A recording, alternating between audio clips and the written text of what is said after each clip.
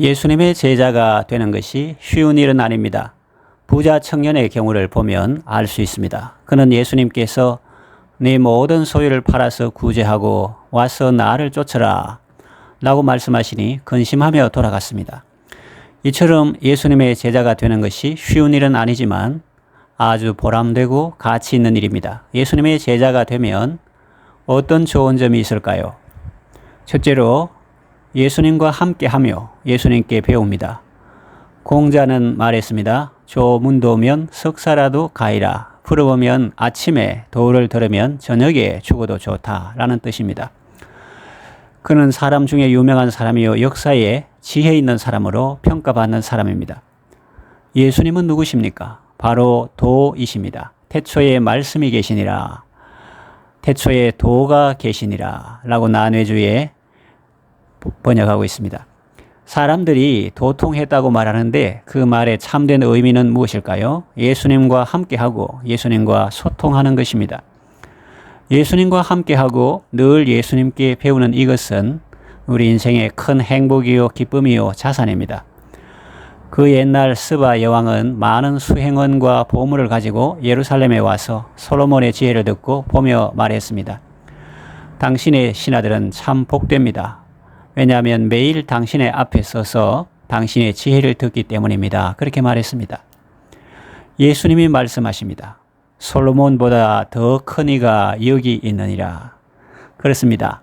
솔로몬 앞에서 매일 그와 함께하며 그 지혜를 듣고 보는 것도 복이라 하거늘 하물며 그 솔로몬에게 지혜를 주신 창조주 하나님, 지혜로우신 예수님을 옆에 모시고 살아가는 것은 얼마나 큰 복이겠습니까?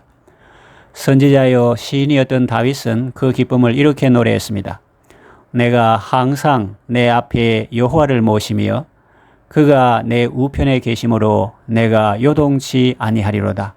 주의 말씀은 우둔한 자를 지혜롭게 합니다. 주께서 생명의 길을 내게 보이시리니 주의 앞에는 충만한 기쁨이 있고 주의 우편에는 영원한 즐거움이 있습니다. 그렇게 노래했어요. 예수님이 왜 12 제자를 택하셨을까요? 그저 일시키기 위해서요? 아닙니다. 성경에 보니 이는 그들로 함께 있게 하사 병도 고치며 귀신도 쫓아내며 그랬는데 함께 있게 하사 그랬습니다. 사역보다 함께함이 먼저 나오죠. 제자는 병 고치고 귀신 쫓아내는 사람일 수도 있지만 더 중요한 것은 예수님과 함께하는 사람입니다. 예수님이 말씀하십니다. 볼지어다 내가 세상 끝날까지 너희와 항상 함께 있으리라. 평생을 아프리카 선교사로 헌신했던 리빙스턴은 이렇게 말했습니다. 임마누엘의 은총을 누리는 것이 내게는 특권이었다. 여러분들도 예수님의 제자로서 날마다 임재와 동행의 기쁨 속에 살아가시기를 바랍니다. 둘째, 예수님의 이름을 위하여 버리면 여러 배를 받습니다. 제가 중학생 때 일입니다. 여름 방학 때 전국교회 연합으로 사경회를 하는데 저는 그곳에 참석하기 때문에 한 주간 보충 수업을 할 수 없다고 그 대신 공부는 더 열심히 하겠다고 선생님께 말씀드렸습니다. 선생님은 제 말을 듣고 꾸중하셨습니다. 지금이 어느 때인데 그런 말을 하느냐? 학생이 공부를 해야지. 너 지금 제정신이냐? 너 만일 거기 가면 퇴학인 줄 알아. 라고 말씀했습니다. 저는 마음이 편치 않았지만 일단 보고는 드렸기 때문에 사경회에 참석했습니다. 그것 때문에 퇴학된다면 감수하리라고 생각했습니다. 그 당시에 저는 공부하는 것을 즐겁게 생각하고 성적도 그런 대로 괜찮았는데 그런 일을 겪으면서 저의 진로에 대해 깊이 생각해 보게 되었습니다. 사경에 다녀와서 선생님께 보고했더니 당장 부모님을 모셔오라고 했습니다. 마침 시골에서 어머니가 와 계셔서 모시고 학교 교무실로 갔습니다. 어머니의 겸손하고 지혜로운 말씀으로 사태는 잘 수습되었습니다. 또 선생님과의 관계는 더 좋아졌습니다. 그달 월말고사에서 성적도 더 향상되었습니다.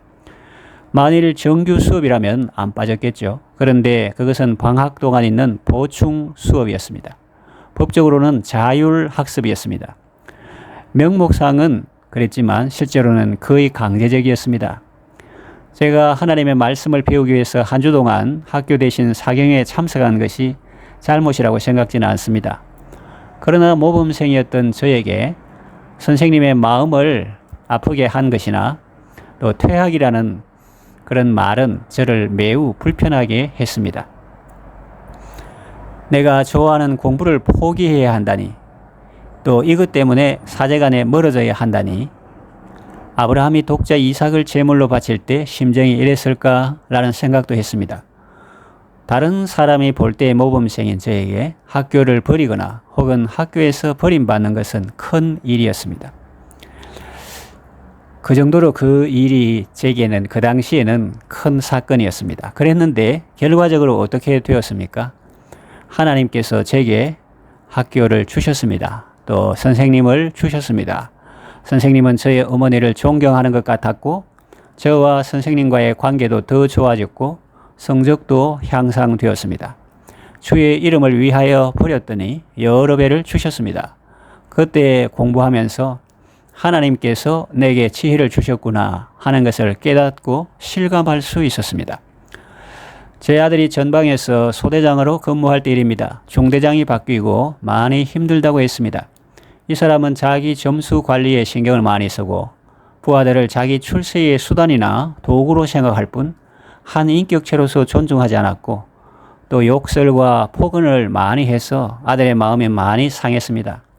이런 상황이라면 군대 생활을 계속 해야 할까라는 생각까지 했다고 합니다. 몸도 마음도 매우 힘들었습니다. 저희는 하나님께 기도했습니다. 모든 것을 내려놓고 하나님만 바라보았습니다. 결국 어떻게 되었을까요? 그 중대장이 아들에게 사과했습니다. 그리고 나중에는 고맙다고 말하기도 했답니다. 아들이 아마 출세에 목숨을 걸고 진급심사에 신경을 썼다면 이런 일이 있었을까요? 아닙니다. 오히려 그런 것을 다 내려놓고 군인의 본분을 수행할 때 하나님께서 진정한 군인으로 세워주신 것이라고 저는 생각합니다. 물론 지금도 군 생활이 쉬운 것은 아닙니다. 하루하루 하나님의 은혜로 살아가고 있습니다. 하나님이 세워주신 자리에서 하나님의 자녀답게 살아가는 성도들이 저는 참 귀하게 여겨집니다. 교회 안에 목사가 있고 부대 안에 군목도 있지만 병영 안에서 상명하복의 위기 질서가 엄격한 군대 현장에 들어가 부하들과 함께하며 목회하듯 그들을 아끼고 잘 전역하게 하는 장교가 귀하게 여겨집니다. 하나님의 자녀답게 살기 위해서 출세와 진급을 내려놓았습니다. 포기했습니다. 버렸습니다. 그랬더니 하나님께서 여러 배를 주셨습니다. 지금까지 살아오면서 보니 주의 이름을 위해 버린 것은 결코 이런 것이 아니었습니다. 그러나 어떤 사람들은 세상 성공을 위해 하나님의 가치를 양보합니다. 포기합니다. 그러면 우선은 잘 되는 것 같아도 그 인생은 황폐해집니다. 결국은 무너지게 됩니다. 청년들에게 말합니다. 군대나 학교나 직장에서 나의 미래와 출세를 손에 잡고 있다는 사람들이 부당한 명령이나 무리란 요구를 할 때 거절할 수 있는 지혜와 용기가 필요합니다.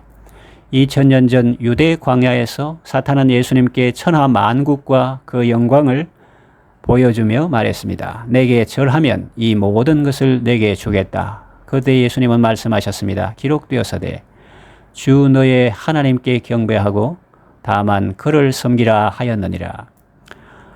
여러분, 여러분의 미래는 그들의 손에 달린 것이 아니라 하나님의 손에 달려 있습니다. 하늘과 땅의 모든 권세가 예수님 손에 있습니다. 착각하는 인간만 불쌍합니다. 산헤립이 그러했고 사도행전에 나오는 헤롯이 그러했습니다. 그들은 자기가 무엇을 할 수 있는 것처럼 큰 소리 쳤지만 순식간에 무너지고 말았습니다. 여러분은 범사에 헤아려 좋은 것을 취하시기 바랍니다.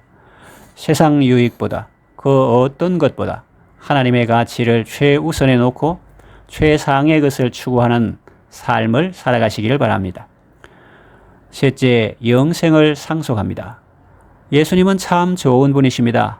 앞에 잠시 공자를 언급했죠. 그를 싫어하는 사람이 있을까요? 많은 사람이 그를 존경합니다. 공자가 죽어야 나라가 산다 라고 말하는 사람도 공자라는 사람 자체를 미워하는 것은 아닐 것입니다. 공자도 그 정도인데 예수님은 어떻습니까? 예수님은 4대 성인 중에 한 분 정도가 아니죠. 만물의 창조주십니다. 사랑과 자비가 무한하신 분이십니다. 그리고 예수님은 역사에 실존하신 분입니다. 예수님은 우리 인생에 유익한 말씀, 지혜로운 말씀을 많이 하셨습니다. 예수님을 모르는 사람이 볼 때도 그렇습니다. 그러나 우리 믿는 자들이 볼 때 예수님의 말씀은 우리에게 생명이요 능력입니다. 내가 너희에게 이르는 말이 곧 영이요 생명이라고 하셨습니다. 그리고 너희는 내게 나와 들으라. 그래야면 너희 영혼이 살리라 라고 말씀했습니다. 예수님이 허튼 소리를 했을 리 없습니다. 그분이 지옥에 대하여 말씀하십니다. 천국에 대하여 말씀하십니다. 영생에 대해 말씀하십니다. 그 말씀이 거짓말일까요? 이제 우리는 결단을 해야 합니다. 예수님의 말씀을 거짓으로 여기고 여전히 내 고집대로 눈에 보이는 것 위주로 살아갈 것인지, 아니면 예수님의 말씀을 믿고 내세를 인정하고 천국의 상급을 마련하는 삶을 살아갈 것인지. 지옥이 얼마나 안 좋은 곳이면 예수님이 이런 말씀을 하셨을까요? 차라리 한 손 없이 천국 가는 것이 두 손 다 가지고 지옥 가는 것보다 낫다. 차라리 한 눈 없이 천국 가는 것이 두 눈 가지고 지옥 가는 것보다 낫다. 천국이 얼마나 좋은 곳인지 이 땅에 사는 우리는 정확하게 그 정도를 알 수는 없습니다. 그러나 예수님의 말씀을 통해서 짐작은 할 수 있습니다. 내 아버지께 복받을 자들이여, 나와 창세로부터 너희를 위하여 예비된 나라를 상속하라. 너희 조상 아브라함은 나의 때 볼 것을 보고 즐거워하였느니라. 아픈 것이나 죽는 것이나 고가는 것이 다시는 있지 아니하리니 처음 것들이 다 지나갔음 이르라. 의인들은 아버지 나라에서 해와 같이 빛나리라. 보라, 내가 만물을 새롭게 하노라. 예수님의 제자로서 장차 천국에 갈 뿐만 아니라 이 땅에서도 날마다 영생의 기쁨을 누리며 살아가시기를 바랍니다. 이제 말씀을 정리하며 맺으려고 합니다. 먼저 된 자로서 나중 되지 않도록 힘써야 합니다. 겸손한 마음을 잃지 말고 감사의 마음을 가져야 합니다. 끝까지 제자의 길을 잘 가야 합니다.